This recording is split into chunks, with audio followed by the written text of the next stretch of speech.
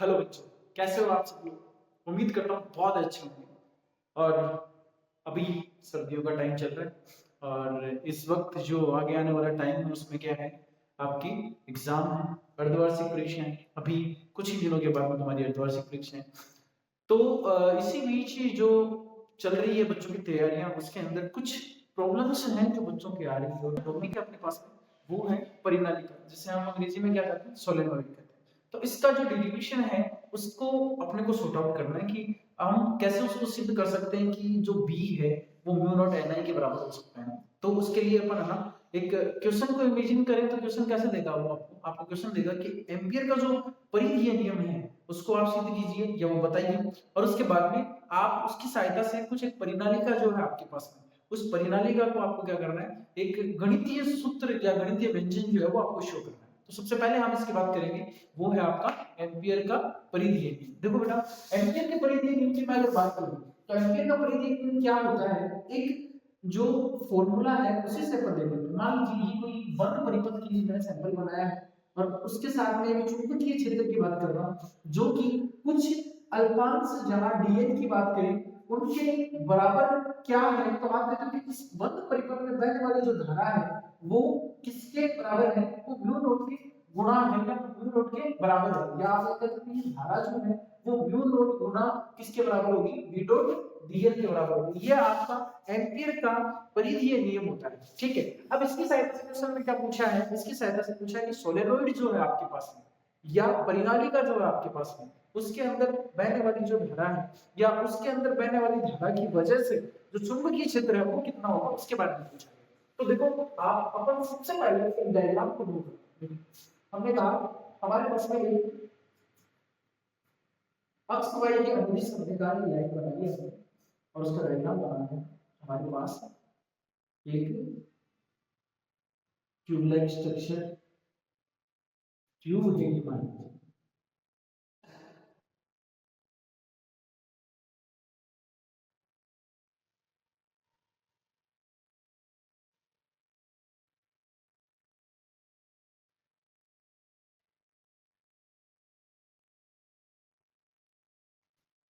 और अपनी ये अक्ष वाई जो है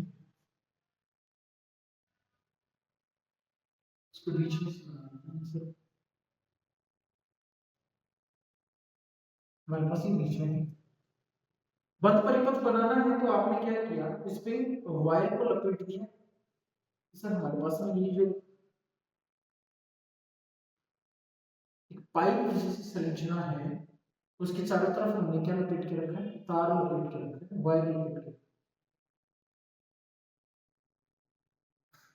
और इसमें कुछ धारा बह रही है, यहाँ इस तरीके से धारा आ रही है।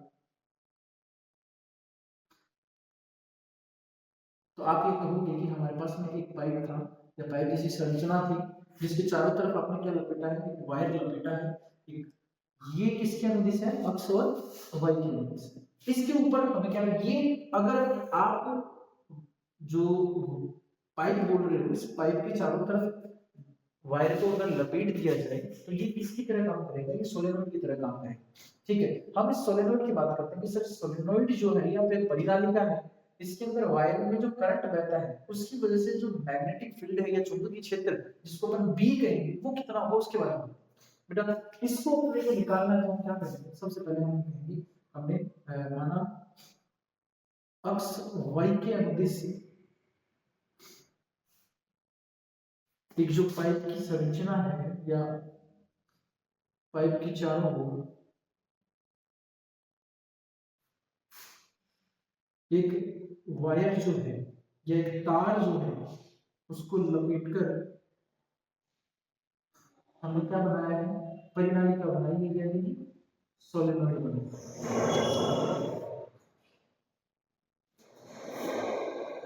और उसमें जो तार के घेरे हैं उनकी संख्या की मैं बात करूं तो वो मान लीजिए आपने कहा वो घेरे हैं, घेरों की संख्या वो कितनी है, n है। घेरों की संख्या कितनी है, n।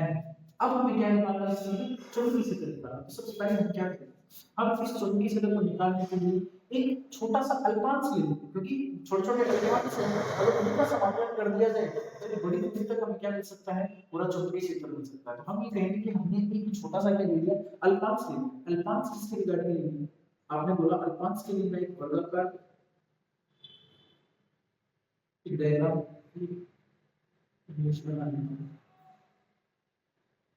यहाँ जैसे बनाएंगे एक वर्गाकार लूप बनाएंगे, ठीक है। इसको कुछ नाम दे दिया, सर ये ए है, ये बी है, ये सी है, और ये क्या है, डी है, और कुछ लंबाई के लिए है। हमने इस लंबाई को आप फिर टोटल लंबाई एल, टोटल तो पूरी लंबाई सी क्या होगी, एल होगी, ये आपने जो है वो डीएल दी है, ठीक है। हम कहेंगे हमने तार, या हम ये कहेंगे कि हमने ए बी सी डी एक वर्गाकार का डी एल अल्पांश लिया।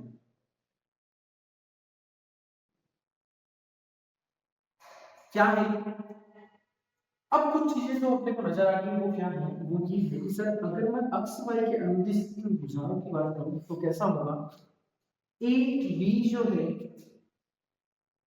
वो बराबर आपको नजर आ रहा है, वो बी और सी के नजर आ रहे हैं। दो स्टेप में से ए बी जो है वो किसके नजर आ रहा है, बी और सी के। और ये आपके पास में सोलेनोइड जो है यानी कि परिधानिका और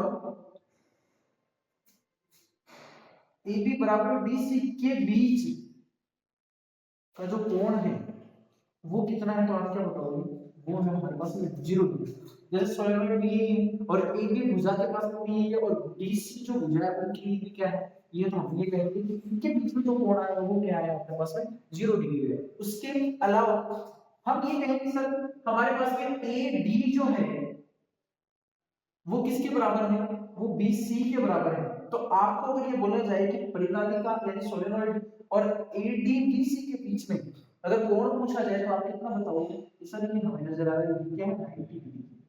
जैसे ये सोलेनोइड अक्ष वाई है और इसकी मैं बात करूं तो यहाँ पे बनने वाला जो कोण है वो कितना है 90 डिग्री। मैं अब जो हम है वो एम्पीयर के नियम की बात करते हैं। देखो बेटा इसको इतना लिखो, लिखने के बाद में हम क्या करेंगे कि हमने डायग्राम बनाया है, डायग्राम से परिनालिका वाला सारा सिस्टम सेट किया है। अब देखो हम ये 90 डाल रहे हैं और इसके आगे वाला प्रोसेस करते हैं। देखो बेटा आप जानते हो कि इसके आपने चार हिस्से लिए हैं, वो कौन कौन से हैं मास्टर। मैं अगर एम्पीयर के नाम की बात करूं, एम्पीयर के नियम की बात करूं तो बी डॉट डीएल होता है। क्या होता है, बी डॉट डीएल। हमने कहा हम क्या करें, ये एम्पीयर का नियम ये कहता है कि डीएल जो है या बी डॉट डीएल है उसका आप समाकलन करो। ये एक छोटा सा अल्पांश ले लिया, अल्पांश लेके हम अगर इसका समाकलन कर देंगे तो हमारे पास एक बड़ी सी क्वांटिटी के अंदर क्या चीज आ जाएगी, इस तरह पूरी टोटल जो इसकी लंबाई एल है, जो टोटल लंबाई एल है उस एल की रिगार्डिंग जितना भी मैग्नेटिक फील्ड है वो जनरेट होगा तो उसके बारे में पता चल जाएगा। देखो ना 5 b डॉट d है, हमने कहा समाकलन हमने स्टार्ट किया a से b तक का, कहां से a से b तक का। आप जानते हो सर b डॉट dl है, हमने a से b तक का कर लिया प्लस b से c तक का कर लो, आप b से c तक किया तो हमारे पास b डॉट dl आया।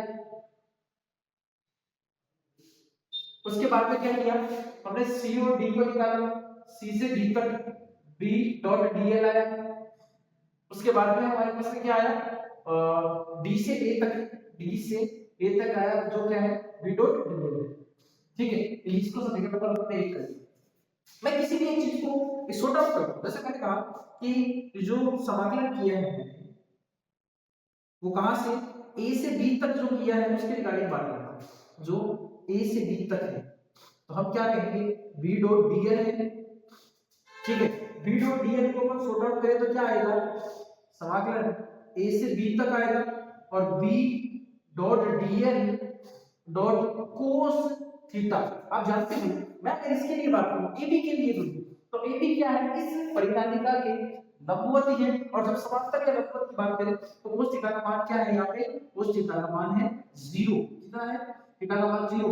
और अगर थीटा का मान 0 आ जाए तो कोस का मान कितना होता है, 1 होता है। तो क्या होगी मास्टर, मेरे पास क्या आया है, आपके पास में आया है a से b तक जो है b डॉट dl आया है क्योंकि a से गुणा कर दिया। सर अगर मैं इस b को बाहर निकालूं तो आपके पास में क्या बचेगा, a से b तक का जो है अगर मैं dl का क्या करूं, अवकलन करूं, समाकलन करूं अगर dl का, तो मेरे पास क्या आएगा dl आ जाएगा क्योंकि dl का अगर अल्पांश माना है, प्रत्येकांक अल्पांश माना है, तो उसको एक लंबी लंबाई तक लिखेंगे तो हमारे पास क्या है ये n है, तो हम क्या करेंगे जिसका मान हमारे पास में क्या आया है bl आया है। ठीक है, इतना जानते हो गए, समाकलन किया हमने a से b तक का, एक को निकाल लिया तो b डॉट dl आ गया, cos 0 आ गया, इसका मान आ गया।